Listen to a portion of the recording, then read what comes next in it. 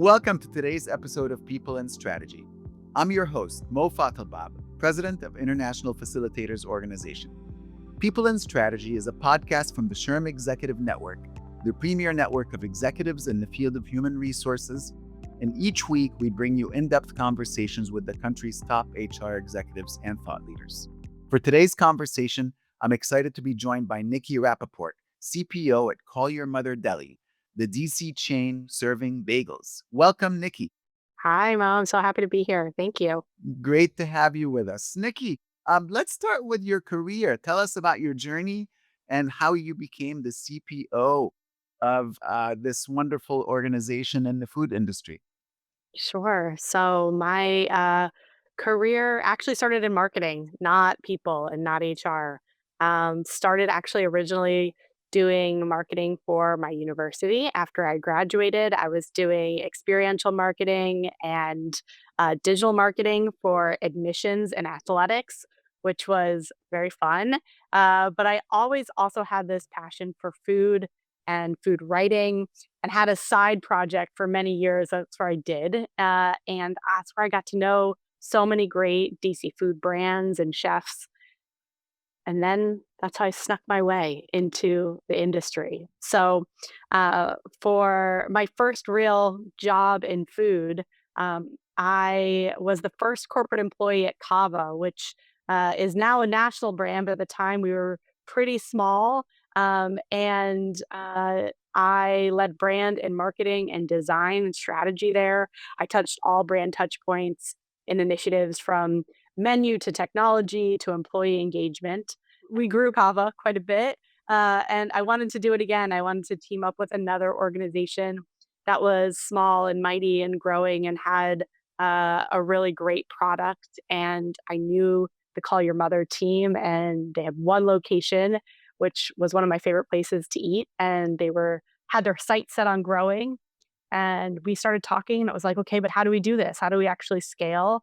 And I took the experience that I had in marketing, but really just in building a small, growing a brand there, and helped us at all touch points, and led strategy across many departments. But ultimately, in the last year and a half, have found myself leading people and culture. So that's my winding career journey to HR. A great journey and certainly an important role at Kava. What a success that company has been. You must be proud when you look back and see the seeds of your work. Totally, yes. Amazing. So I understand that at Call Your Mother, you guys are really big on company values. Can you tell us how your team went about defining those values?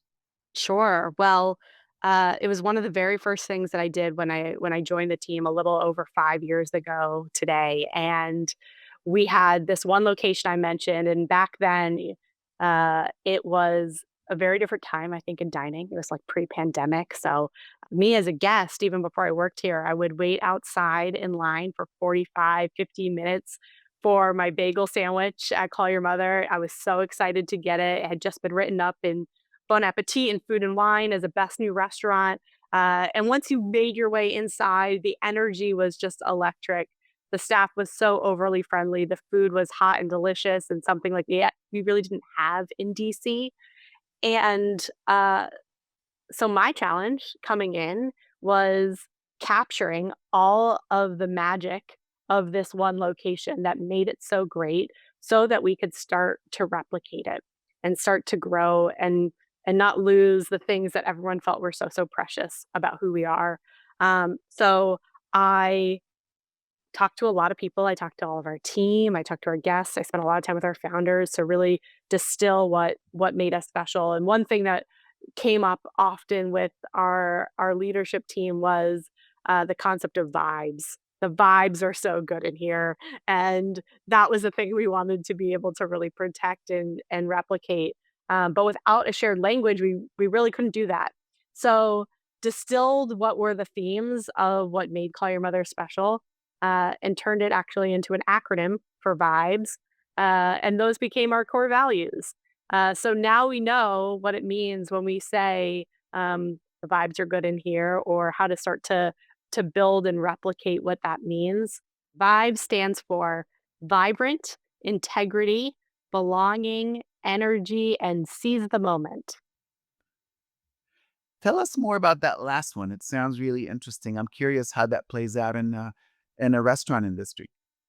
Yeah, well, it came out of this philosophy we have to be a yes-restaurant. We always want to be able to say yes to people and their requests. And so the ask is for our team to seize the moment when they can for a guest or for another team member to make something happen for somebody when they might not expect it.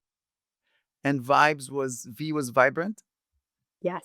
Yeah, and tell us about that. That sounds uniquely interesting because I've not seen that on a list of values, but I love it. Yeah, it is unique and it's very unique to Call Your Mother. It is all about first impressions for us. We want to have a vibrant, fun, playful, exciting, happy first impression for anybody who comes in contact with us. So you'll experience it if you come to Call Your Mother. If you walk in the door within 2 seconds, hopefully you're getting greeted by a team member. You'll experience it probably even before you walk in the door. Our buildings are painted bright pink and teal and have fun flowers everywhere and wacky designs. And then you absolutely will get a vibrant experience when you open up that bagel, open up have a bite of food, and hopefully it's a wow moment. Yeah. How can you tell if a company's statement of values or list of values are actually successful? And do you have examples where they may be or may not be? Yeah, I mean, I think at the highest level, we're asking about our teams. Is everybody in alignment and showing up in the same way? And do we understand? And of course, can we feel and see the impact of those things? And I think that all starts with consistency. And what employee does not want to have consistency when it comes to where they work? But especially in a rapidly growing brand and company like ours, where there will be constant change. Employees will stick with you if they can find the thread and find the things that they can come to know and rely on you for. If you walk the walk, that's really important. So yeah, as we're growing, there's a lot of things we can't always commit to because we're growing fast. We will be changing, but our core values, which are really the ways in which we show up and make decisions for our team and expect everyone to work and show up, has not really wavered in those 5 years. We've maybe defined them a little bit more, but it's been the same. So I think one thing that's if you build that consistency in everything that you do, not only will you hopefully get the results that you need of people following through with them, but also they're going to call you out. Our team members will call us out when we're out of integrity or when they're not feeling a sense of belonging. And that helps us really stay connected to what our mission is and what we do is important. Uh, and I think those moments are really great when someone can call out a specific thing. It's like, oh, you rolled out this thing a little bit too fast. That wasn't, that was the wrong sense of energy that we brought to this. That helps us stay in alignment. So I think feeling that impact, knowing what it is, and then ultimately, like, are people having a better experience? Is it more frictionless? Is it more exciting because you've implemented these things? A couple of things. One is how do you encourage people to speak up when things are not in integrity? Because that's easier said than done. And some people are afraid to speak up altogether. I mean, I think we want to do it in many ways, both formally and informally. I think it starts with building trust with our teams, with our leaders, having trust with our teams and creating up moments where people and our leaders can be vulnerable with our team so that they can start to build that trust and feel comfortable. We really do have an open door policy, not only with the leaderships of each individual location, but with all of our employees to our people and culture team and to the rest of our support team. And people do feel comfortable coming to us and providing the insight. I think often because we take it and we tell them that we take it and we show them what we're doing with it. So it all really comes down to communication there. And then in more formal ways, we survey our employees regularly so that we can capture feedback in times that they might not feel as comfortable coming direct one on one to us. Yeah. So, speaking of communication, how do your leaders ensure and communicate effectively those core values? Lots of ways. And in every way, honestly, we want to incorporate them in almost everything that we do. So they're present during our interview process. They're probably even before that. They're present in our job posts so that people who are applying to roles at Call Your Mother know that this is something that we're looking forward to having a conversation about. Then they're present in the job interviews. Then they're present at orientation. Of course, in our shops and in our restaurants, um, in the back, we have posters and everything there so people can see it there.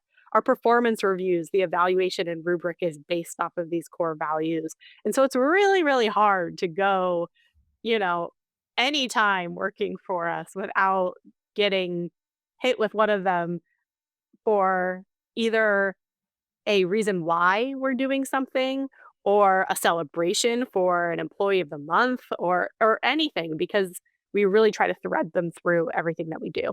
So I'm curious, how did you decide to put them in the back of the house instead of in the restaurant area where the customers can see them? Yeah, I mean, it's not that we're hiding it from our guests. I think for it's on our website. It's it's in places where people can see it there. It's also the foundation really for our team members to enable what we want our guest experience to be. So we really want our team members to live and breathe those core values, and they do because that's why we hired them. Hopefully, uh, so that when they're out with guests, they can focus on the the mission, which is creating great frickin' experiences. We call them GFEs, and that can all be about GFEs upfront with our team members. I like it. I like it. So, and how do you all as a leadership team model those values? Mm, yeah, I mean, in many ways, we start all goal setting conversations based off of that. We just had that really planning for the next year in mind. We talked through what of our big company initiatives and everything that we wanted to do, but we didn't go through them without first talking about and getting really connected in on what our core values are. Because we're growing, we have people who have been there from the beginning, like me and some of our other team members, but we also have a lot of new leaders as well. And so, any opportunity I think that we can connect in on the why and the purpose uh, so that there's no confusion. It's all straight clarity that this is what we expect and what we're bringing to all of those things. Um, yeah, I think it comes through in almost everything we do. So let's shift gears a little bit. Let's talk about your leadership journey, and I'm wondering what leadership lessons you've learned, Nikki, as chief people officer. Well, I'll take it back a little bit because I am still fairly new in this role. And I think what is unique about my career coming from a marketing background is really about bringing creativity to leadership. Mm. And something that, when I came into the HR world, I wasn't necessarily seeing amongst my peers that are out there. And yeah, I had to, get polished up on all the policies and all the things there. But I also wanted to take that approach to this role, um, and approach to this leadership position and how do we bring creativity to it. Thinking about our core values and consistencies as a marketing campaign, I have always thought about it like that. Thinking about how everything that we do as a people team is an experience and it can be designed to engage our teams and learn about them and help them grow. Can you give us an example or two of these experiences? Because I keep hearing a theme Yeah. of experiential marketing, experiential learning. Yeah. So tell us more. Yeah. Let me tell you about one thing that just came up with our team pretty recently. Yeah. A fringe benefit that we offer our team members, and we have been for many years now, are language classes, free language classes. So our teams are it's almost nearly split 50-50 down the middle of our teams who are Spanish first or English first speakers. And they're commingled within each of our shops. And so we've always wanted to provide an opportunity for them to be able to communicate better with each other, but also to be able to learn this skill as well. So uh, something that we have have offered for many years. And more recently, we've enhanced the program. We've added more opportunities, more lessons for our team members, and um, so we've rolled out a whole new benefit, and we share that with our team. And I think a conversation I had with my HR team recently was, okay, so we have this benefit that we roll out. We communicate this is when it starts. This is when you have to sign up. These are the lessons you have to attend. Great. But then what are we telling about the story and the experience of our team members who get to take these classes and or take advantage of this benefit? How do they what are the testimonials? What are they learning in class? How do they feel afterwards? And how does that help them as individuals? How does that help them as teammates? And so probing our team to do a little bit more storytelling around the benefits that we offer and how our team engages with them. I think that's one thing that kind of takes it, a different lens that is a little bit more marketing like. Yeah. Love it. Love it. Um, I'm wondering, Nikki, if as you've gone on this journey, you've had to unlearn any leadership myths. I think to be a good leader, I truly feel like I need to understand all of the things in which our teams are doing. And I in early roles or in jobs I've had before, you see leaders who are in positions of um, authority in an organization, but aren't connected to what's actually happening with the work. So I don't necessarily think I had to unlearn that, but I think I had to learn that the way that I approached it and really being in there with our team. Every single team member who starts at Call Your Mother, whether they're a vice president or whoever, goes through all of our shop positional training so that they can know what our team members are doing and what our guests want. And nobody gets a pass at that. You don't get a pass just because you have more experience or you have a more senior title. We really want to stay connected to what that mission is. And the only way that we can affect change as leaders is to really strongly stay connected to what our teams are doing. So once a month, our whole support team goes out and works in all of our shops. We take the third Friday of every month where we get out of the office. We go work as a cashier or a barista, spend time with our teams, and really get to know the challenges and exciting things that our teams are facing every day.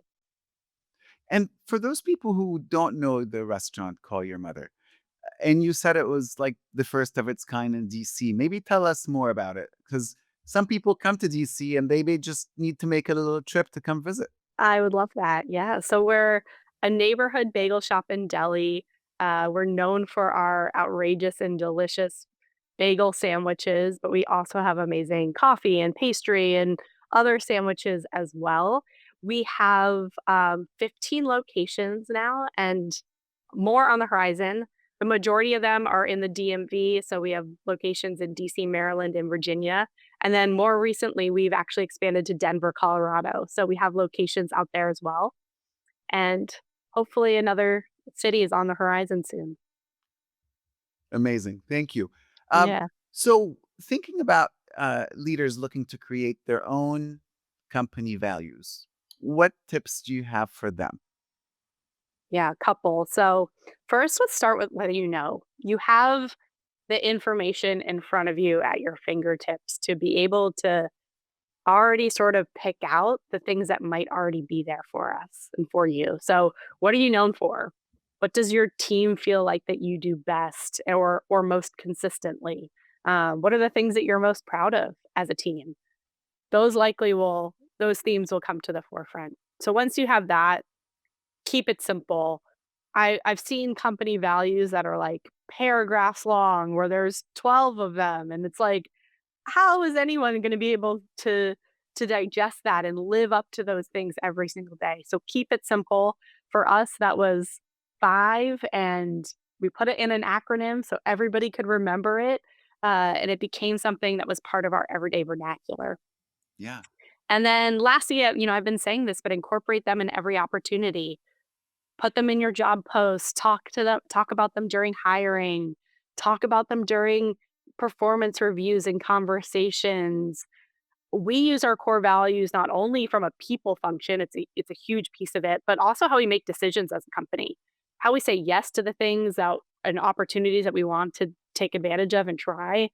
Also how we say no to a lot of the noise that's out there when we're trying to grow really fast and really um in a really pointed direction. So, yeah, we use core values to determine wh- what should our next egg supplier be. We can go through and create a rubric that allows us to be able to filter those decisions to stay really true to who we are. So I'm curious, does anybody ever during the interview process say, I'm not aligned with your values. I don't think this is a good job for me? Maybe not directly, but we've certainly had conversations like that, where we have mutually decided to end an interview or end the process because we've been so upfront about who we are and what the expectation is that everybody's just like, yeah, this isn't it.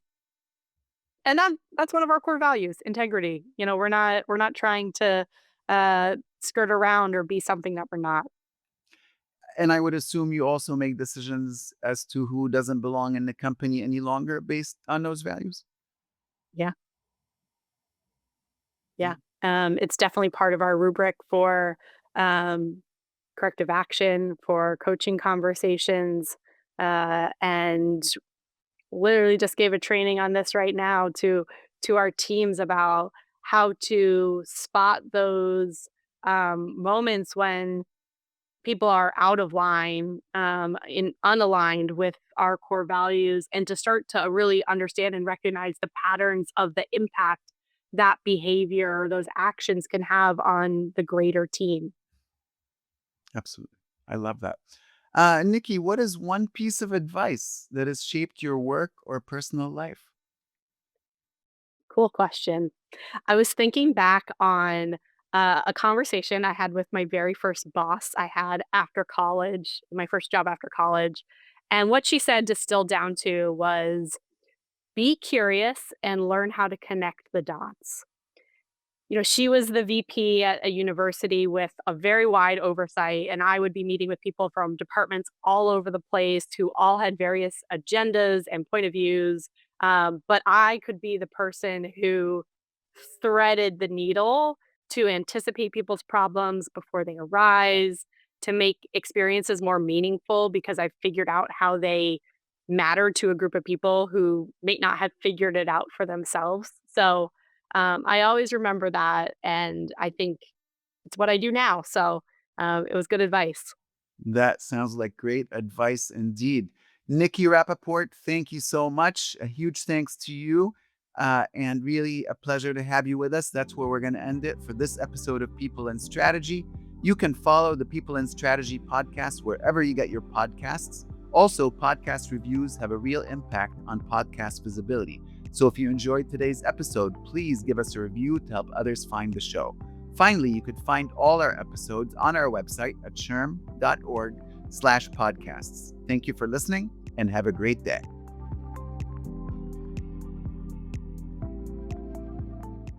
SHRM